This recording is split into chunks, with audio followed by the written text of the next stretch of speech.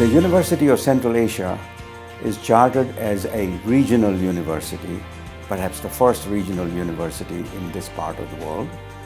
And it is under an international treaty signed by the presidents of Kazakhstan, Kyrgyzstan and Tajikistan, as well as His Highness the Aga Khan, a treaty which was then approved by the respective parliaments and registered with the United Nations.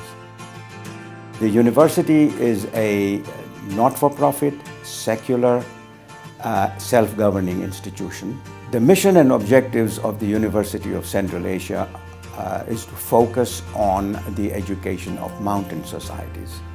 That is why all our 3 undergraduate campuses are located in the mountain ranges of Kazakhstan, Kyrgyzstan and Tajikistan. People have asked why do we locate these in the mountain regions?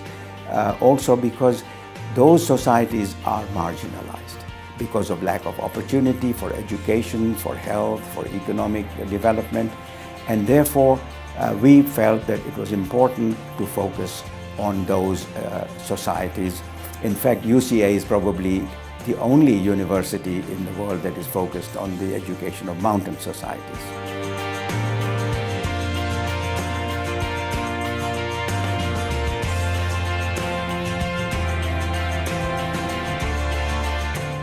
In terms of research, we are pushing the boundaries of new knowledge. The boundaries of new knowledge can be pushed in any direction. But when we are marrying that concept to that of development, we are talking about looking at pushing the boundaries of knowledge so that we impact the state of people and the state of society. The University of Central Asia is unique not because there was ever the intent to create a unique and original institution.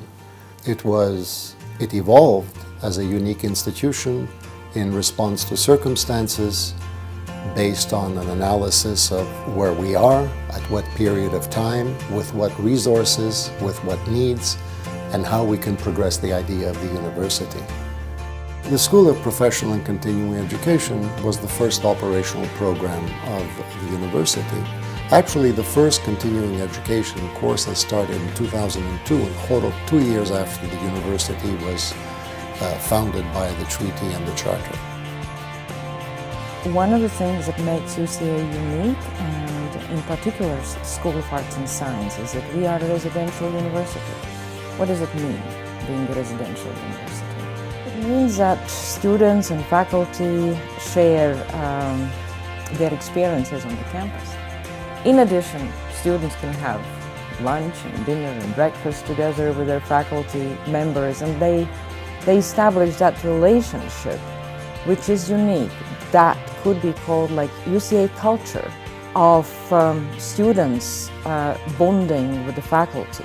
When you study together, when you are together in a study group, or you share a dorm room, so you learn so much more about each other's culture and the ways people do things. So I think this cross-cultural learning and a very natural way how students learn about the pluralistic world. This campus seems to have everything that you would think it needs. It's got a beautiful library, it's got great eating facilities, it's got dormitories, it's got classrooms, and everything is state-of-the-art. Everything here is the way you would get it. In fact, in some of the better universities in America, they're so old that they don't have some of the electronics that are necessary and plugs for everybody to use their computers. This place is designed to make it easy to study.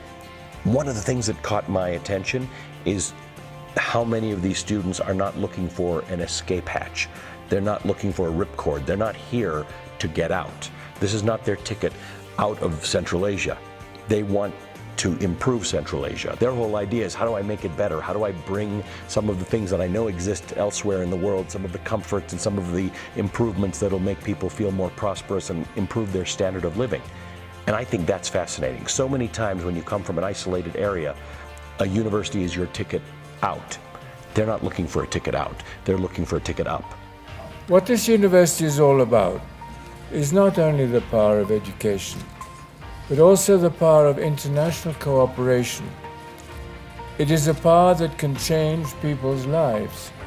It is important to know that what we are doing here will be a valuable example of international cooperation for the future, not only here in the region, but also for people far beyond the region.